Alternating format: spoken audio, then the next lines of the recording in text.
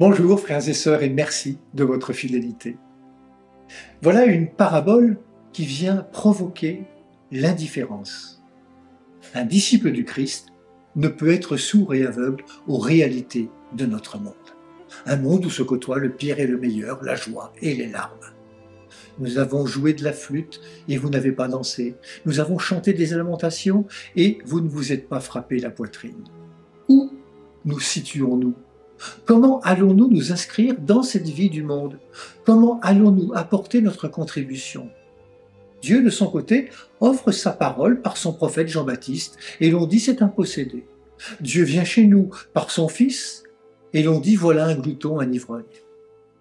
Plutôt que de passer notre vie à juger, à mettre des étiquettes, à critiquer, ne manquons pas le rendez-vous avec le monde, car c'est là que Dieu ne cesse d'offrir sa vie, son amour, sa compassion et son pardon.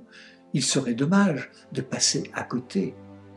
Pourtant, Dieu se met à notre portée en se rendant présent par le témoignage d'hommes et de femmes qui se sont laissés toucher par la grâce de son amour et deviennent ainsi des témoins.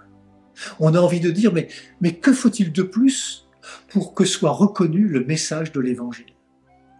Ne nous arrive-t-il pas d'avoir tellement de certitudes et de présupposés que nous finissons par ne plus voir, par ne plus entendre ce que Dieu, dans sa sagesse, veut souffler à notre cœur, à nos intelligences? Ne nous arrive-t-il pas d'avoir des idées toutes faites sur Dieu, sur comment il doit être, que nous ne sommes incapables de discerner sa présence? Nous disons c'est impossible. Dieu ne peut pas être présent. Une chose est certaine, l'évangéliste Matthieu, en prenant en exemple Jean-Baptiste, l'ascète du désert, et Jésus qui partage la vie des pécheurs à la table des infréquentables, deux attitudes presque opposées, l'évangéliste nous dit que Dieu n'est pas dans les convenances. Il est toujours surprenant. Nous ne voulons pas nous repentir avec Jean, ni nous réjouir avec Jésus.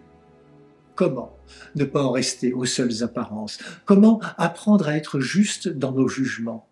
Peut-être en acceptant d'être malléable entre les mains sages et expertes du Créateur. Alors peut-être abandonnerai-je Dieu que je me suis fabriqué à mon image pour accepter d'être à l'image de Dieu. Pour terminer, revenons à l'Évangile. Jésus observe des enfants joyeux qui s'amusent et jouent de la flûte. Pour la plupart d'entre nous, les enfants jouant sur la place du marché pourraient n'être qu'une scène normale à laquelle nous ne prêtons pas beaucoup d'attention. Mais pour Jésus, cette scène offrait une image vivante de la vie ordinaire.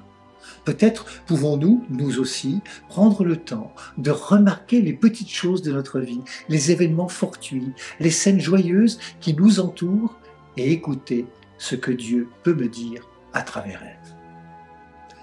Bonne route vers Noël. Prenez bien soin de vous et des autres. Découvrir ton visage, habiter ta maison, te connaître, où demeures-tu? Découvrir ton visage, habiter ta maison, te connaître, où demeures-tu? Comme une porte s'ouvre, vous êtes invité, un ami qu'on découvre, venez et voyez.